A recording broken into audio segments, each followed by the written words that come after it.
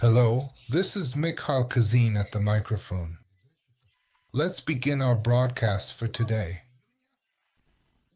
So, on the morning of June 22nd, though the exact time can be counted differently, the United States of America launched a strike against Iran. It's worth noting that a significant portion of American society, as well as about half of the American elite, did not approve of this strike. Moreover, everyone understands perfectly well that this strike, will put the very existence of the State of Israel under serious threat. And in theory, Trump should have been defending Israel with every fiber of his being. But here, he made a rather strange move. Some might say, well, Netanyahu did support him, after all. But there is an expert opinion that Netanyahu is working on the side of London, which has set itself the goal of eliminating Israel. I'm not going to discuss right now what arguments there are for and against this. For this purpose, my closed Telegram channel coexists, where we discuss this in great detail with a wide variety of people. That's it. Of course, some people have very strong, opinions, like you're all idiots. You don't understand anything, as usual in the chat. But nevertheless, there is a general understanding that the current situation is described not so much by economics, but rather by the theory of global projects. And in London, as is well known, today the Jewish Global Project is in charge, for which Israel is something of a competitor. For this reason, I believe that this opinion is not without merit. And this very same Jewish project, according to a number of assessments, suggests that the strike that was carried out yesterday was effective, or, to use slang, a stage deal. In other words, there was an agreement between Iran, the US, and possibly some other forces that the strike would not be real, that it would be a simulation. But this strike would allow them to resolve the matter peacefully. That's exactly why, I suspect, the Iranian foreign minister came to Moscow. There just aren't many countries that can act as mediators in this situation, because Turkey has already said it will take Iran's side. This is, of course, a rather complicated question, but still. Well, of course, Erdogan will still try to act as a mediator, but nevertheless. So, the United States of America has said that they support Israel. And for this reason, oh, right, China is on Iran's side. And for this reason, aside from Russia, it's not really clear who among the more or less influential figures could actually step in. So, that's pretty much the situation. That's basically it. Right. So, let's take a look at the results of our poll. The poll results are as follows. 36% believe that the US won't do this anymore. 9% think they'll strike one more time. 26% think it will happen many more times. And 29% believe that Trump will be forced to start a big war, like a new Vietnam, with Iran. Well, we'll see. According to the available information, Iran is delivering increasingly powerful strikes against Israel. And in Israel, there's already a growing sense that something needs to be done about this. Will this have an impact on Netanyahu, considering his ambitions and capabilities? That's the question. I can't tell you that. I really don't know much about the internal situation in Israel. I don't know them very well. People there are complicated and, well, quarrelsome. Yeah, exactly. But once again, I want to say that the visit of Iran's foreign minister to Moscow could actually be a step toward a peaceful resolution, a way to somehow bring this situation to an end. However, knowing what London is capable of and understanding how desperately they need this, I can say with full confidence that, most likely, it won't work out. So, once again, this isn't 100% certain. It's just my opinion that it won't work out. Now, let's get back to where we were. We're wrapping up. The most striking event. Oh, and there's one more thing I need to mention. Iran keeps hinting that it might block the Strait of Hormuz. There's a nuance here. The thing is, it's fundamentally important for Iran to break Saudi Arabia away from its alliance with the United States. For Saudi Arabia, access through the Strait of Hormuz is absolutely crucial. That's why I believe there definitely won't be a complete closure here. At least not for now. Well, as of today. But there might be some specific restrictions. That's it. At the same time, it's important to note that ships from the UK, the United States, and so on, don't actually sail in the Persian Gulf and through the Strait of Hormuz under their own flags. They all use some kind of third-party flags, so it's hard to say anything definite about that. So, once again, most likely there won't be a blockade. Now, let's get back to the economy. And first of all, well, I've already talked about this many times. I'm not going to comment on what happened at the St. Petersburg Economic Forum in terms of the statements made by those who run the Russian economy. Because they've already said everything for themselves, you know. Like, compared to these outstanding specialists, I really have nothing more to add. But people often ask me, what about Putin, right? Why does he keep praising them and so on? There are a lot of stories. He's praised some governors who, in theory, should have been fired a long time ago for incompetence. But here's my answer. This is actually something that's completely understandable. This is an international investment forum. Putin is supposed to praise the economy, not criticize it.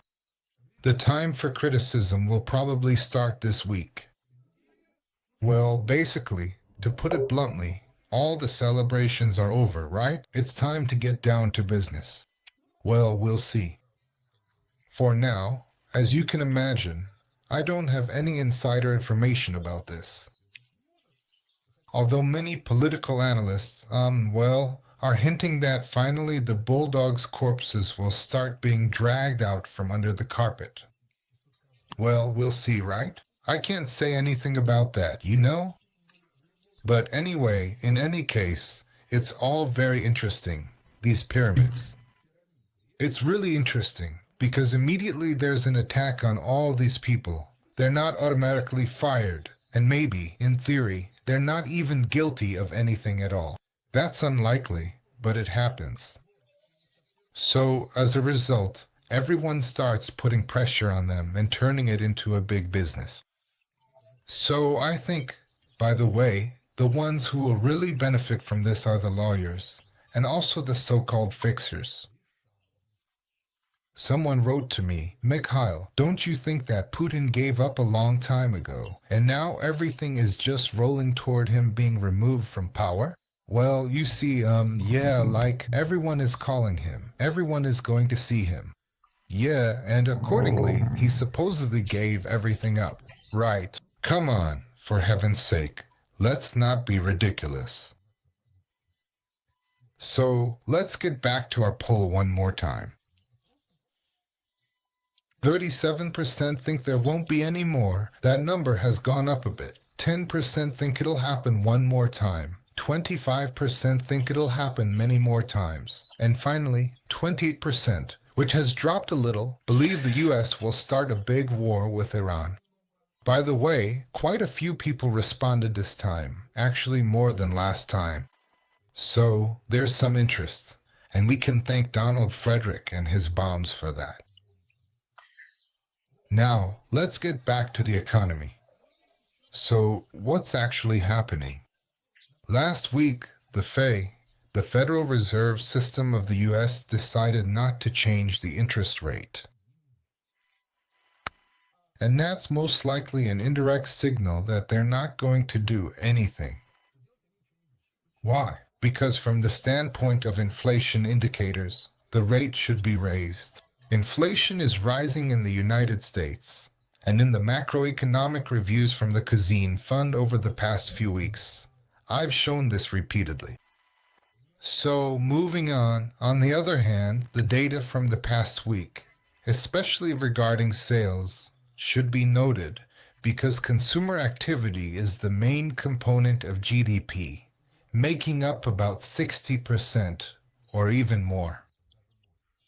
For this reason, when things aren't going well there, it's a very negative indicator for the economy.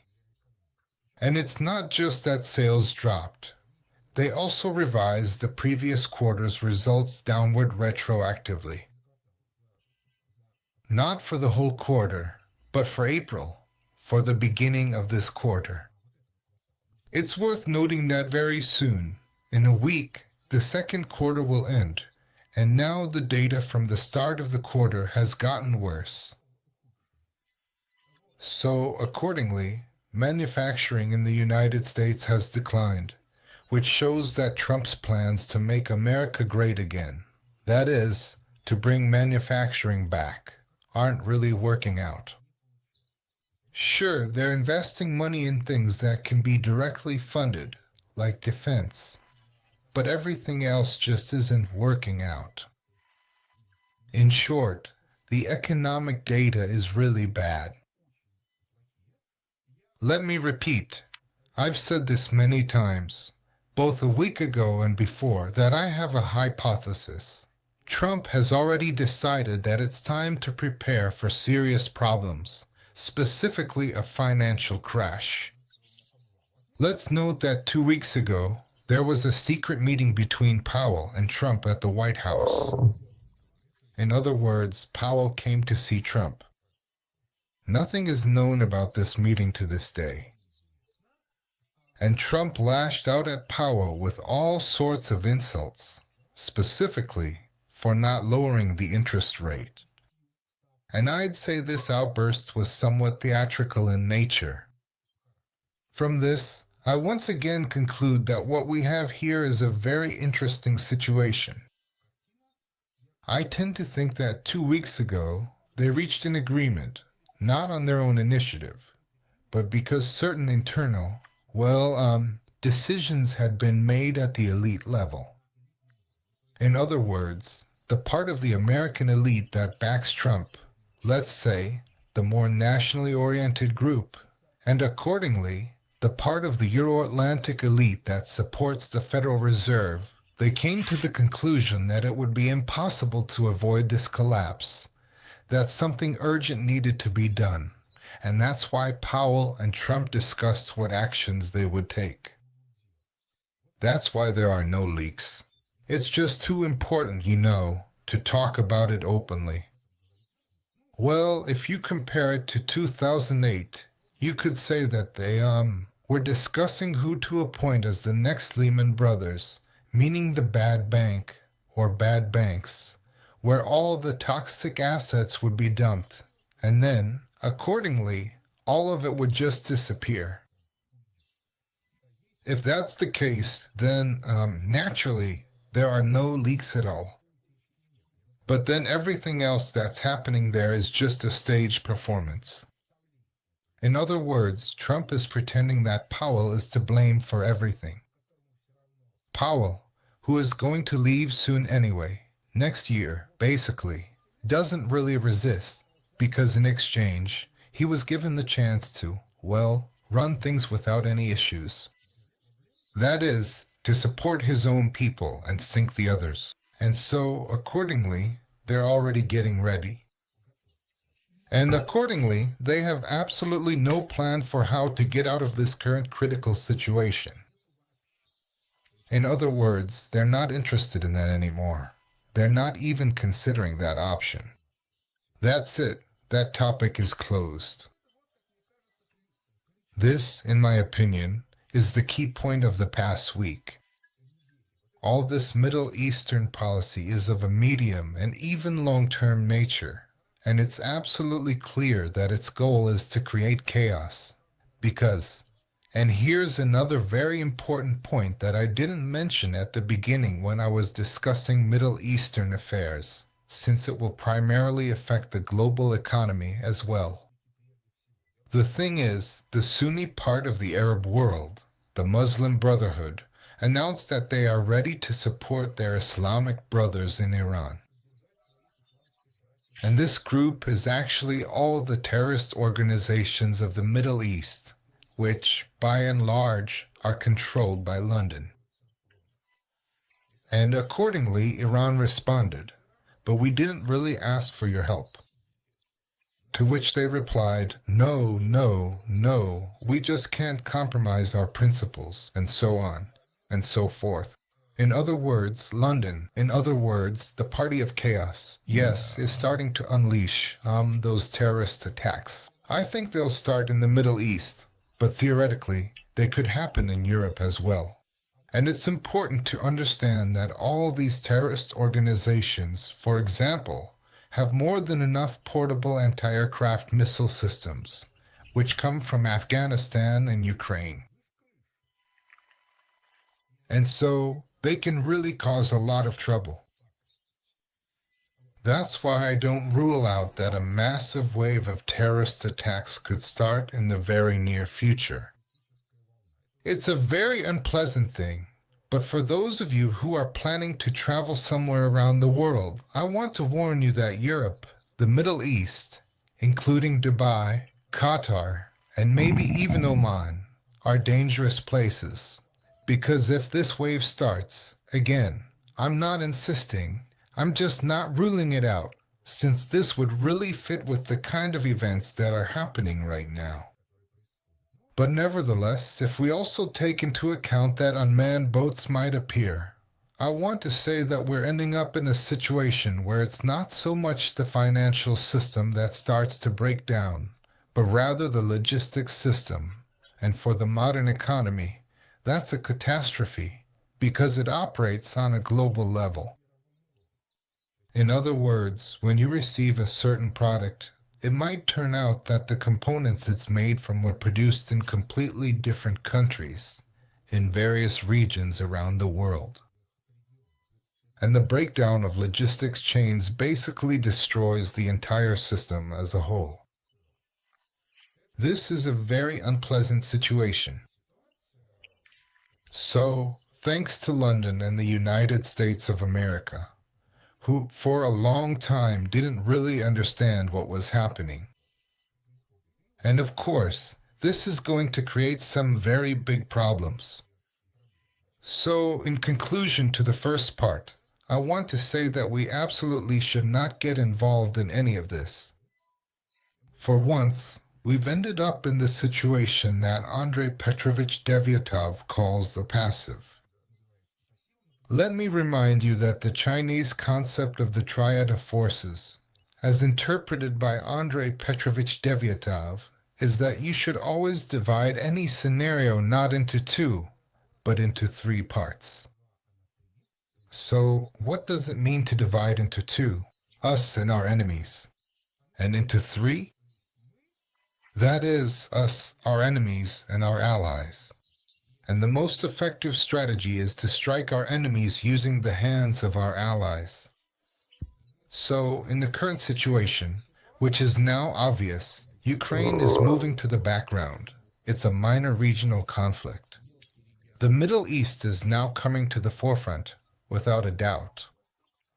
In the Middle East, there are two active sides, the United States and Israel on one side, and the United Kingdom, China, and Iran on the other.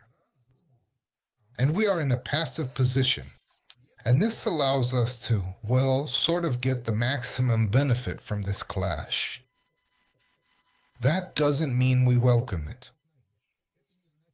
We are for peace, as usual. But since we can't influence the situation, we have to. Yes, the broadcast really is glitching, But that's not on my end. They say, today it's Moscow speaking. That is, today things are bad in Moscow. I can see that I'm experiencing these connection issues. That's what I've heard. And when, accordingly, I was listening to the commercial segment before going on air. And there's nothing I can do about it. Apparently, these are some consequences of various activities aimed at fighting pests. So if two forces are passive and one is active, the one that's active wins. But if two are active and one is passive, then the passive one wins. We've gone into passive mode. I think that's a very good thing. And I really hope that this clash in the Middle East will happen without our direct involvement. If that's the case, then as a result, we could benefit greatly. But let me repeat, that doesn't mean we made any effort to make it happen. On the contrary, we actually wanted this not to happen, but unfortunately, there's nothing we can do about it. So I'm getting back to our review, to our poll. Here's the poll. Now, here are the final results. 36% think there won't be any more. 10% are okay with it, meaning, will Trump strike Iran again? 10% that only one more time.